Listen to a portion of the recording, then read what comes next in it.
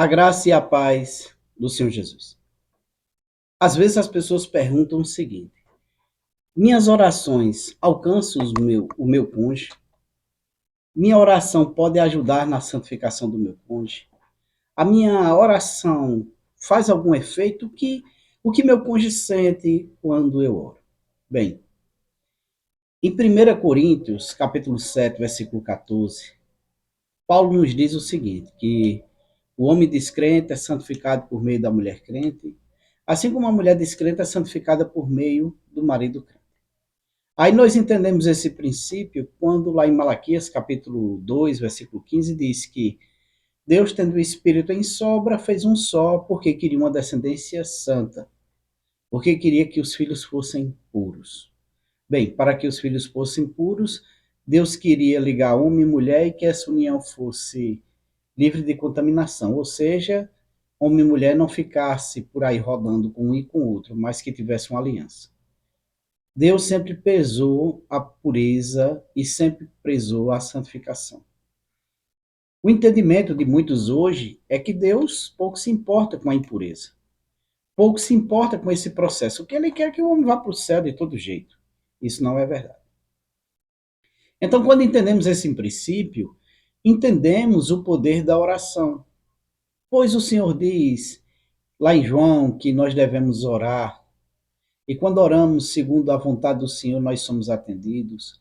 Nós vemos que lá em Ezequiel, o Senhor diz que nós devemos interceder, porque ele busca alguém que esteja em intercessão para que ele não venha destruir a terra. Ele quer que a gente interceda um pelos outros, pois a oração é uma prática de amor, é uma prática de entrega, é uma prática de comunicação com Deus e de intercessão, de zelo pela vida do outro. Aí nós entendemos que a oração pode muito em seus efeitos, pois a palavra diz. A oração do justo pode muito em seus efeitos. E muitas pessoas oram vigorosamente por um carro, por uma casa, por um trabalho, pela ampliação do templo da igreja, como se para Deus a ampliação de um templo da igreja fosse mais importante do que uma alma. Aí nós vemos o que o Senhor diz quando ele relata a parábola do filho pródigo, que diz que haverá festas no céu por um pecador que se arrepende, mais do que 99 justos que não precisam de arrependimento. Muitos irão criticar, não, porque a igreja é o reduto de salvação, Deus quer mais a igreja, não. Deus se importa com o homem. Ele se importa com o homem que constitui a igreja. Então, aquele que está perdido, Deus tem interesse naquele. Isso é o que a Bíblia diz. Então, quando tu se põe em oração pelo teu cônjuge, quando tu está buscando por ele, tu está clamando, você jejua, você clama e diz, Pai, perdoa o meu cônjuge, ajuda meu esposo, minha esposa a sair do ambiente de pecado, a ser redimido. Deus move o mundo espiritual em favor disso, para que isso aconteça. Então, existem algumas reações que acontecem no cônjuge que está do lado de lá. E aqui eu não vou falar sobre eles sentirem dores, eles terem prejuízo financeiro, consequências disso, não. Mas do que acontece espiritualmente com eles e refletem no corpo físico deles. A primeira coisa que acontece quando você está orando pelo seu cônjuge é você estar gerando um ambiente de santificação na sua vida e, consequentemente, na vida dele. Então, esse ambiente de santificação faz com que você sinta repulsa pelo pecado e, consequentemente, eles também vão sentir repulsa pelo pecado. Mas não adianta se enganar, irmãos, achando que vai orar hoje, jejuar hoje e amanhã ele está livre disso. É uma batalha espiritual. É um processo de descontaminação, desintoxicação. Desintoxicação pelo pecado. É um processo gradativo e contínuo. É o que nós chamamos de santificação progressiva, que vai acontecendo progressivamente ao longo do tempo. Ah, irmão, quer dizer que levará anos para isso? Não, irmão, não quer dizer. Quer dizer que levará dias, semanas ou talvez meses, dependendo do seu próprio empenho. Porque, como diz em Malaquias, né, capítulo 2, versículo 15, como eu já citei, estamos conectados espiritualmente. E nós vemos que o Senhor diz lá em Gênesis 2,18 e Mateus 19,9, Mateus 5,32, Cristo dizendo que o homem deixará pai e mãe, se unirá à sua mulher, e os dois serão uma só carne. E o que Deus uniu, o homem não separe, uma só carne. Eles passam a ser um. Eles não são um em corpo conectado, colou, virou os dois um só, mas estão conectados espiritualmente. Desse modo, o que você sente reflete na vida deles por essa ligação, e a neurociência já faz experimentos comprovando isso, né? A ciência já fala sobre isso, nós temos questões psíquicas que demonstram isso, e nós vemos pelas pessoas, pelas diversas pessoas que entrevistamos, essa reação que parece uma telepatia, onde o cônjuge sente uma coisa e o outro reflete aquilo. Esse espelhamento, certo, acontece naturalmente pela ligação que se tem, pela aliança. Então, na medida em que tu estás se consagrando e estás se santificando, começa a criar um ambiente de santificação naquele cônjuge, pelo Espírito que habita nele, e ele começa a repudiar o pecado. E isso começa de forma gradativa.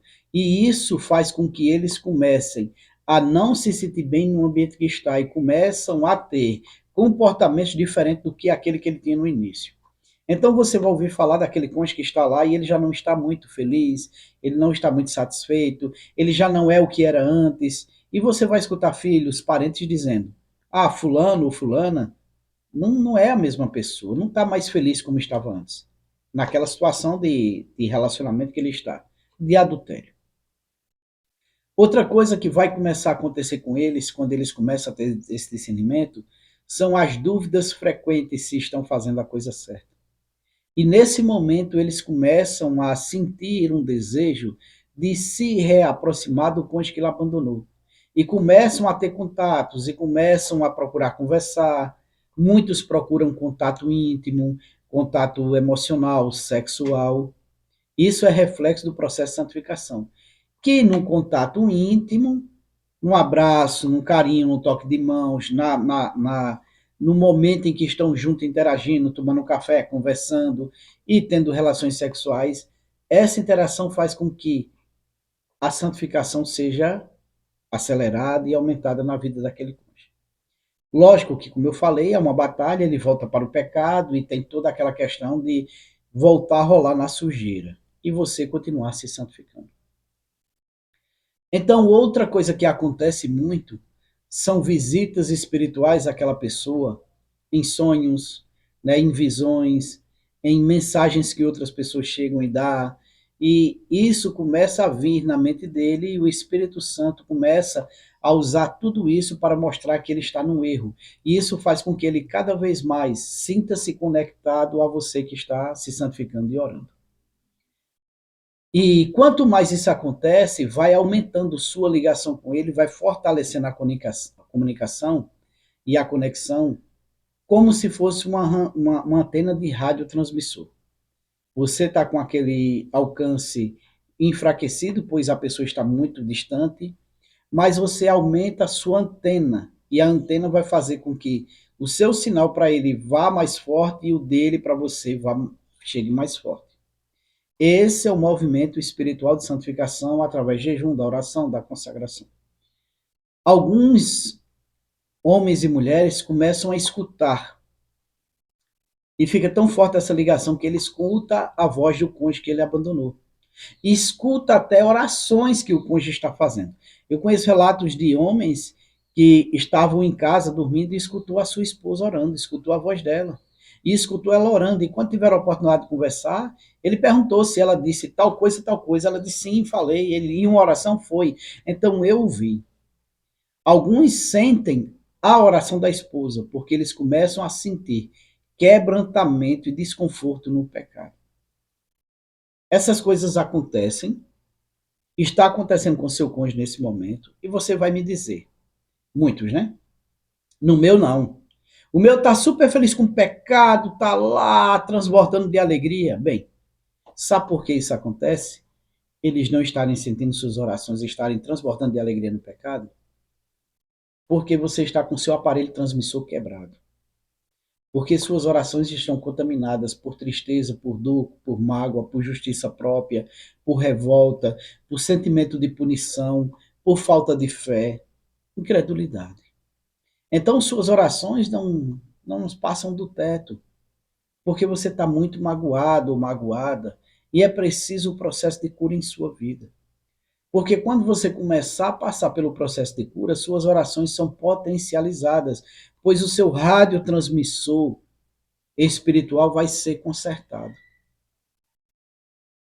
O seu sinal de transmissão vai ficar mais forte por não haver interferência. Porque muitas vezes, irmãos, para que a gente possa emitir um sinal de rádio eficiente, é necessário que não haja transferência, outros sinais por perto, que não tenha nenhum bloqueador, que não esteja no meio aqui de muitas paredes para não atrapalhar o sinal. Assim funciona com o sinal de Wi-Fi, de Bluetooth. Quanto mais aberto o ambiente, melhor. Quanto mais evoluído o sinal, mais forte ele chega no seu receptor. Assim são nossas orações. E o que é que bloqueia nossas orações? Quais são essas paredes de concreto que bloqueia? Quais são os fatores de interferência que bloqueiam nossas orações? E o porquê a sensação de estar tão longe? Por que o sinal tão enfraquecido? É você olhar redes sociais, é você olhar circunstâncias, é você dar ouvido ao que pessoas falam, é o seu sentimento de tristeza, o seu sentimento de angústia e tantas coisas. Tudo isso faz com que o processo seja mais complicado para você. Então é necessário que você não se deixe abater por isso e continue seguindo sua jornada. Se purifique, se santifique, leia a palavra, medite, ore, escute louvores que te ajudam a evoluir. Porque assim sua mensagem vai chegar forte no seu cônjuge. E ele vai dizer para você, como eu já ouvi muitos e muitos relatos, eu escutava, eu sentia tuas orações, eu sentia Deus agir na minha vida através de você. Então, sim, suas orações afetam o seu cônjuge. Se não está afetando, é porque você precisa se curar e precisa se conectar com Deus. Amém? Que o Senhor te abençoe e conceda o desejo do teu coração. Em nome de Jesus.